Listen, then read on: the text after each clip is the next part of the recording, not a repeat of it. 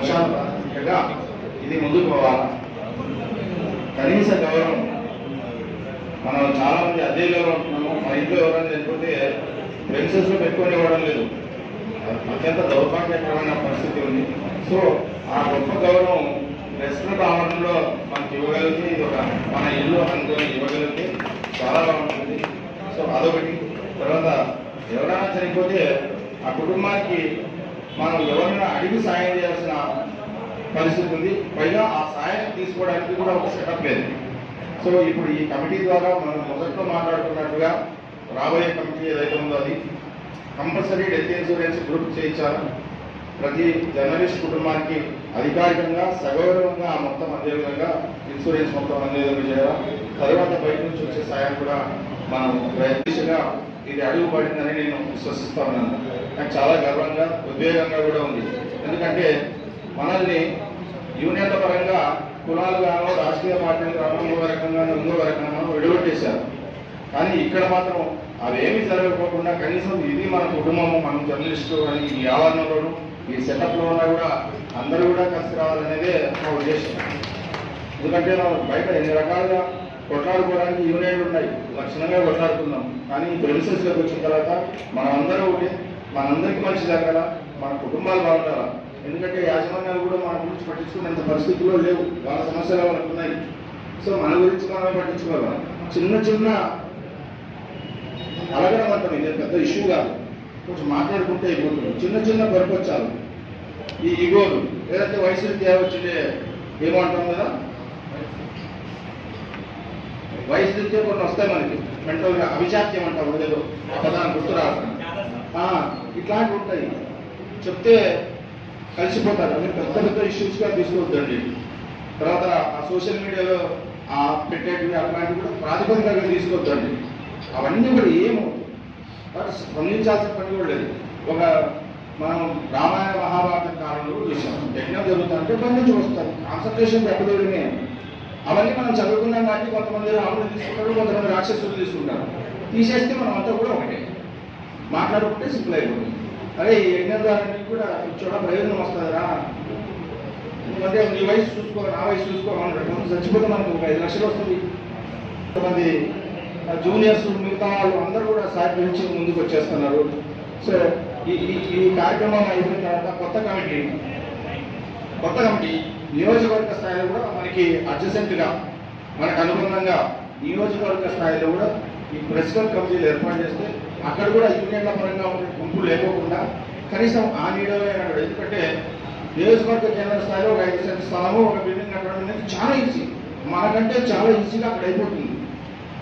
అక్కడ తహసీల్దార్ని పట్టేసుకొని మనం జాయింట్ కమిటీతో మాట్లాడి అక్కడ సెటప్ తెప్పించి మనకు అనుగుణంగా కమిటీలు ఏర్పాటు చేయించవచ్చు. ఆ కమిటీల ద్వారా ఇదంతా కూడా ఏకీకరణ ఉద్యమంలాగా జరగాల. యూనియన్లు ఉండని, మీ యూనియన్ ఉండని, నా యూనియన్ ఉండని, వాళ్ళ యూనియన్ ఉండని, అవసరమైతే నేను ఒకటి యూనియన్ పెట్టుకున్నాం. కానీ ఒక గొడుగు అయితే ఖచ్చితంగా ఉండాలా, ఆ గొడుగు నీడలో అందరూ ఉండాలని కోరుకుంటాను. Thank you. కొత్త కమిటీ ఎలక్షన్స్ తర్వాత కొత్త కమిటీ వారికి అప్పగిస్తాను కదా అది అమౌంట్. నేను ఏమంటానంటే ఇప్పుడే ఆ కమిటీ వాళ్ళ సమాజం చెప్పాల్సిన అవసరం లేదు. ఆ కమిటీ వాళ్ళ మళ్ళీ సమాజం జస్ట్ డిస్కస్ చేసుకోండి. మన మీటింగ్ అయినప్పుడు ఈ రెగ్యులర్ అకౌంట్ ఉంది, ఏడిస్ బ్యాంక్ లో ఈ ప్రెస్ క్లబ్ సంబంధించి ఒకటి అది నడుస్తుంది. షాపింగ్ కాంప్లెక్స్ అన్ని దెబ్బతిన్నాక మన పూజ చేసినాక మన అమౌంట్ రాకుండా వెళ్ళి దాంట్లో ఆ డబ్బులు లేవు. ఒకటి ఫిక్స్డ్ అమౌంట్ ఉంది, అది మన పాత వాళ్ళు ఏం చెప్పారంటే కొంచెం పాత సీనియర్ లెవెల్ దాన్ని వెల్ఫేర్ ఫండ్గానే అట్లా కొనసాగిస్తే బాగుంటుంది.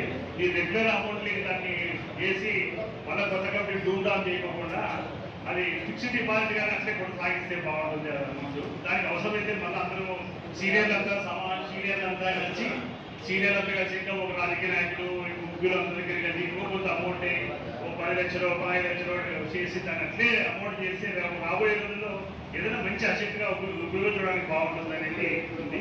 దాని వెల్ఫేర్ ఫండ్గానే ఆ అమౌంట్ మాత్రమే, మామూలు అమౌంట్ కాదు, ఇది ఫిక్స్డ్ డిపాజిట్ దాన్ని చేస్తే బాగుంటుందని సీనియర్ అందరూ అనుకోవడం జరిగింది.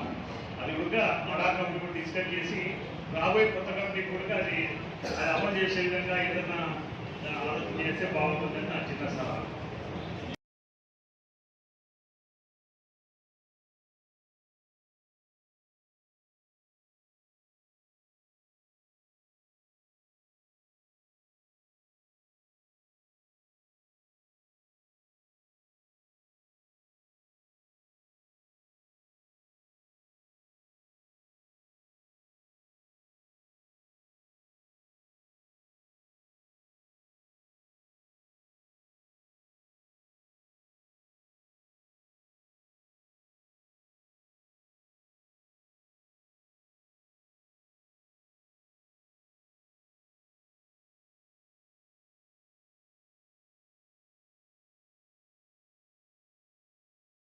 పెద్దలు ఏం చేశారంటే ఒక ఆయన తను తప్పుకుంటూ ఇంకో ఆయన పేరు రాసిస్తే ఆ పేరు తీసుకొని పోయి ఇస్తే ఆ బ్యాంకులో ఆయన పేరు చేశారు. మళ్ళీ వాళ్ళిద్దరే మాట్లాడుకున్నారు. ఎవరు చెప్పలే. నా గురించి నేను సీనియర్ జర్నలిస్ట్ నేను. ఒకవేళ వాళ్ళెవరో నాతో మాట్లాడితే నేను మాట్లాడతాను. కాబట్టి ఇప్పుడు ఆ అమౌంట్ వచ్చేది అవన్నీ కాదు సమస్య. ఇప్పుడు ఈ ప్రెస్ క్లబ్ నెంబరింగ్ ఎన్నికలు సభ్యత్వం ఇప్పుడు ఆ డబ్బులు వచ్చినాక ఏం చేయాలి, ఇదేం చేయాలనేది వచ్చిన రెగ్యులర్ కమిటీ ఏదో రెగ్యులర్ కమిటీ తీర్మానిస్తారు.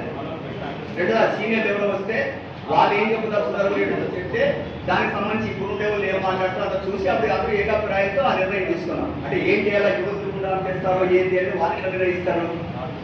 కాబట్టి మనం ఏదన్నా కానీ ఒక రెగ్యులర్ కమిటీ ప్రజాసంపత్తంలో వచ్చినట్టు వాళ్ళు దాన్ని ఎట్లా వినియోగించండి వాళ్ళు చెప్తారు, రెండు ఉన్న వాళ్ళు చెప్తారు, దాన్ని నిర్ణయించాలా. కాబట్టి అందరి ఏకాభిప్రాయంతో జరుగుతాయి ఏదన్నా కానీ. కాబట్టి ఏదైనా కూడా అందరి అభిప్రాయం మేరకు పారదర్శకంగానే జరగాల. కానీ పారదర్శకంగా చేస్తామనే పేరుతో కూడా కొన్ని చేశారు.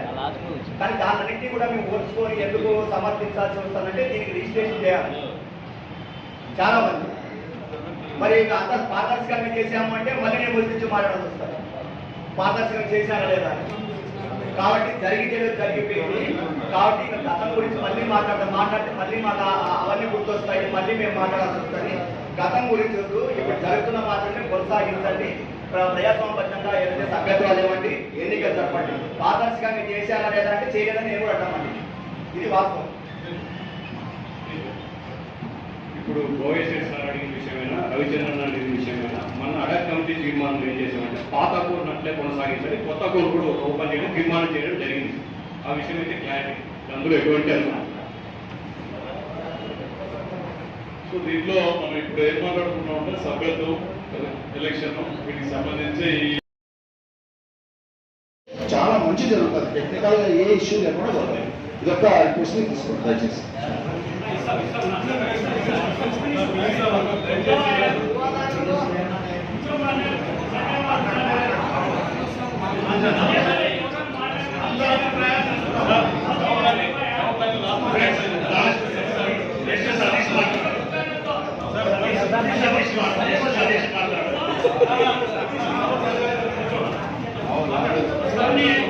కొన్ని అనుమానాలు ఉన్నప్పుడు నూతన కంపెనీ రాకముందే అనుమానాలను వ్యక్తం చేయడము, దాన్ని క్లారిఫికేషన్ చేసుకోవడం మా బాధ్యత.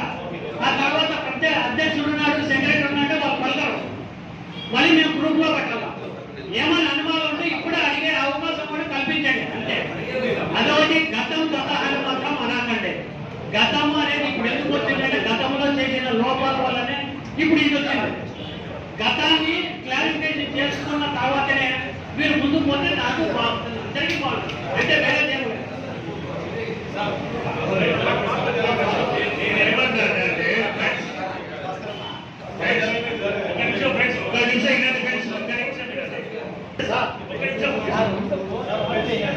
ఆ ముగింపు అకౌంట్ మెయింటైన్ గురించి పారదర్శకంగా ఉంది ఉంది ఉంది. ఎవరికైనా చాలా ఎక్కడ ఎప్పుడైతే సభ్యత్వం త్రీమెన్ కమిటీ ఆ త్రీమెన్ కమిటీకి తీస్తాం. ఓకేనా? ఒక్క రూపాయి టీకి రాసిందే అని దాన్ని చూపిస్తాం. అంత 7 నెలలు సాయాసాలు రికార్డు విశ్వాసాల దగ్గర